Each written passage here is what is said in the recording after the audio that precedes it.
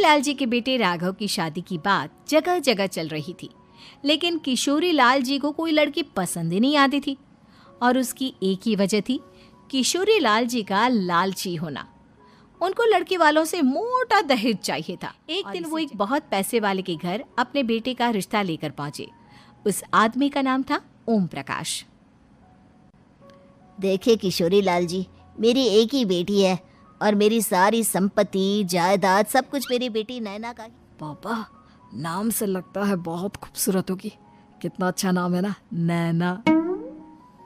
ओ, वैसे बात तो सही है आपकी। अब इतना पैसा है, जमीन जायदाद है, इकलौती बेटी, आप भी क्या करेंगे? सब कुछ उसे ही देंगे ना। बिल्कुल ठीक पहचाना आपने।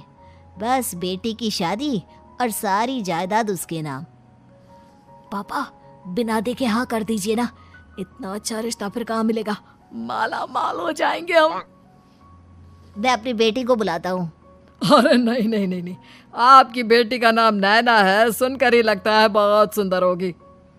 रहने दीजिए अंकल, मैं तो आपकी बेटी के नाम से ही इतना खुश हो गया हूँ कि उसे बिना देखे शादी करने को तैयार हूँ। अब तो मैं उसका चेहरा सीधे शादी के बाद ही देखूंगा। राघव नैना का चेहरा नहीं देखता और उससे शादी कर लेता है। शादी के बाद अपनी सुहाग रात पर जब राघव नैना का घूंघट उठाकर देखता है तो नैना की आंखें बंद थी। कितनी खूबसूरत हो तुम नैना, जरा अपनी आंखें खोलकर मेरी तरफ देखो तो सही। नहीं, मुझे शर्म आती है। अरे, मैंने तुम्हें शादी से पहले भी नहीं देखा, और अब अगर तुम आंखें खोलकर मुझे देखोगी भी नहीं तो मुझे अच्छा कैसे लगेगा? इससे पहले कि नैना अपनी आंखें खोलकर राघव की तरफ देखती, अचानक से लाइट चली गई और राघव नैना को पूरी तरह से। अगली सुबह नैना राघव के लिए नाश्ता बनाकर लेकर आई।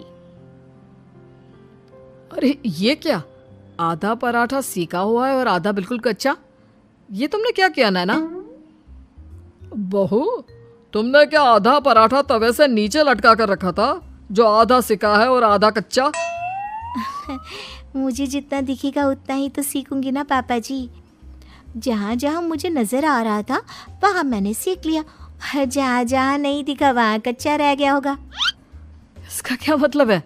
ये कैसा मजाक कर रही है तुम? अरे बहू, तुमने इतना लंबा घूंघट क्यों लगाया हुआ है? देखो, हमारे घर में बहुओं को बेटी की तरह रखा जाता है, और फिर तुम तो इतना सारा माल लेकर आई हो। देखो, ये घूंघट डालकर रखने की कोई ज़रूरत नहीं है। हाँ नैना, पापा जी ठीक कह रहे हैं, तुम तो आराम से रहो, अपना ही घर समझो। नैना अचानक है। अरे ये क्या पापा, नैना की तो एक आंख फूटी हुई है। नाम से नैना, लेकिन ये तो कानी बहू निकली। मेरे साथ धोखा हुआ है, धोखा। बिना दिखाए अपनी कानी लड़की मेरे संग ब्याह दी। मुझे कानी भी नहीं चाहिए। मुझे अभी ओम प्रकाश जी से बात करनी पड़ेगी। आखिर उन्होंने मेरे साथ ऐसा किया क्यों? आप लोगों ने ही तो पापा से कहा था कि आप लोग शादी से पहले मुझे देखना नहीं चाहते। अब मेरे पापा पर क्यों इल्जाम लगा रहे हैं? अरे लेकिन उन्हें बताना तो चाहिए था ना कि तुम कानी हो, एक आंख से तुम्हें दिखाई नहीं देता। किशोरी लाल और प्रकाश को अपने घर बुलाते हैं। पापा जी, ये आपने क्या किया? शादी से पहले बताया क्यों नहीं कि नैना की आंखों में परेशानी है? अरे आप ही ने तो लड़की देखने से मना कर दिया था। आप बता तो सकते थे। आपको तो हमारी बेटी की प्रॉपर्टी चाहिए थी, वो भी पूरी की पूरी। अब क्या हुआ अगर उसे आधा दिखाई देता है? प्रॉपर्टी तो आपको पूरी मिल गई ना। अरे ये क्या बात हुई? मेरी शादी प्रॉपर्टी से नहीं, आपकी बेटी से हुई है। अब ये तो पहले सोचना चाहिए था, तब तो मेरी प्रॉपर्टी देखकर तुम्हारी जुबान लप लपा रही थी। लेकिन मैं कानी लड़की को अपनी बीवी बनाकर नहीं रख सकता। पापा कुछ करिए ना आप। हाँ करता हूँ। देखिए ओम प्रकाश जी, आप हमारे साथ ऐसा नहीं कर सकते। और तुम देखो, अगर तुमने मेरी बेटी से शादी तोड़ी ना, तो जो भी प्रॉपर्टी मैंने तुम्हें दी है वो तो पूरी की पूरी वापस ले ही लूंगा, और आधी प्रॉपर्टी तुम्हारी भी लूंगा। अरे मेरी आधी प्रॉपर्टी भला क्यों लेंगे आप? इसलिए क्योंकि मेरी बेटी को आधा नजर आता है और उसकी नजर अभी तक तुम्हारी आधी जायदाद पर ही पड़ी है। अब तुम उसे घर से निकालोगे तो कुछ तो लेकर जाएगी ना। और अगर हम आपकी बेटी को अपने घर की बहू बना कर रखे तो? तो तुम्हारी पूरी प्रॉपर्टी तुम्हारी ही रहेगी और जो मैंने तुम्हें दिया है ना उसमें से बस मैं आधा लेकर जाऊंगा। अरे लेकिन अब आप अपनी दी हुई प्रॉपर्टी में से आधी वापस क्यों लेकर जाएंगे? अगर मैं आपकी बेटी को अपनी पत्नी बनाकर रखने को तैयार हूं तो? इसलिए ताकि भविष्य में अगर तुम मेरी बेटी को धोखा दो तो उसके पास कुछ तो रहे जो पति का हो।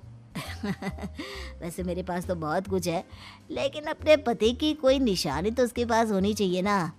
अब अगर तुमने मेरी बेटी को कानी कहा तो तुम्हें प्रॉपर्टी भी कानी ही मिलेगी, पूरी नहीं। जमाए राजा। किशोरी लाल और राघव समझ चुके थे कि वो बुरी तरह फंस चुके हैं और अब उनके पास वहां से निकलने का कोई चारा नहीं है। अब समझ में आया ना, लालच बुरी बला होती है। एक तो तुम्हें प्रॉपर्टी मिली, ऊपर से बीवी मिली, उसमें तुम्हें नखरे भी दिखाने हैं। आए बड़े, चुपचाप बैठो। के बाद नैना राघव की कार लेकर बाजार घूमने निकलती है और जब कार लेकर वापस आती है, ये क्या? एक तरफ से मेरी गाड़ी पूरी खराब हो चुकी है। लगता है तुमने मेरी गाड़ी को किसी दूसरी गाड़ी के साथ एक्सीडेंट किया। अरे कितना बड़ा नुकसान कर दिया तुमने बहू। वो क्या है ना पापा जी, मुझे एक आंख से दिखाई नहीं दे रहा था, सामने से गाड़ी आ रही थी। मुझे तो सिर्फ आधा ही दिखाई दिया और वो गाड़ी मेरी कार से रगड़ते हुए निकल गई। अब मैं क्या करूं बताओ? आप इसे ठीक कराने के पैसे कौन देगा? तुम्हारे पापा। तुमने मुझसे इस तरह से बात की? नैना राघव की शिकायत ओम प्रकाश को कर देती है।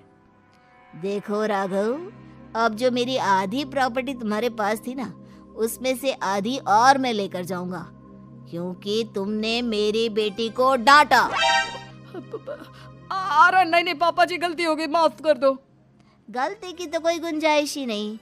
अगली बार मेरी बेटी को डांटा तो बची हुई आधी में से आधी और ले जाऊंगा। लालच के चक्कर में हम दोनों ने बहुत बड़ी गलती कर दी बेटा। एक तो तुम्हें कानी बहू मिली और ऊपर से जो माल मिला वो भी काना। इस तरह राघव की हर एक गलती पर ओम प्रकाश उसकी प्रॉपर्टी का आधा आधा हिस्सा लेकर अपना सारा माल वापस ले गया और राघव को कानी बीवी से काम चलाना पड़ा।